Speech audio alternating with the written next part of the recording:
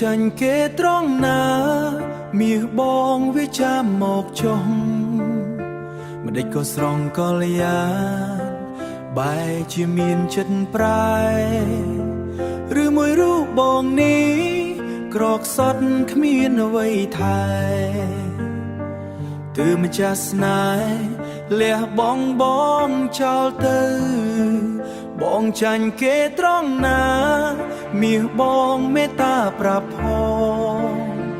កុំឲ្យចិត្តបងមកសៅមងរងទុកខ្លោចផ្សាឬមួយគេសង្ហាគេមានបុណ្យស័ក្តិខ្ពស់ជាងបងទើបនួនល្អ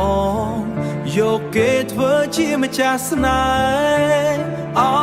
វាសនាអើយមិនដេចឡើយមកសើចំអឲ្យរូបបងស្រង់ទឹកភ្នែកដេកកើតទុកស្នេហ៍ដែលធ្លាប់អែបល្ហាឥឡូវប្រែជាជូរចត់ព្រោះរូបបងនេះក្រគ្មានអ្វី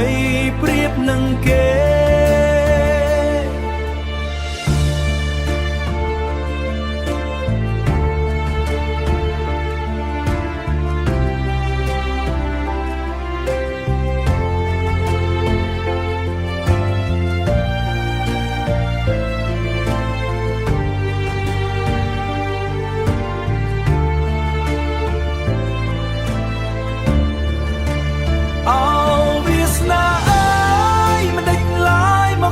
ចំអ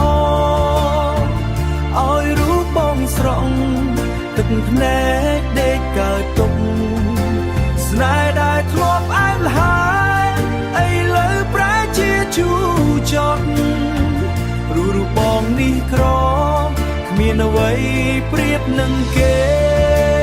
បងចាញ់គេត្រង់ណា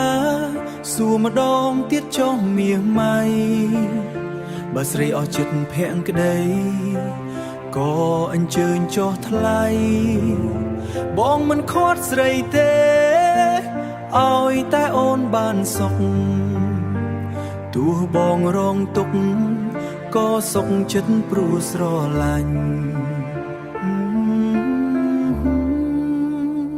ឲ្យតែអូនបានសុខ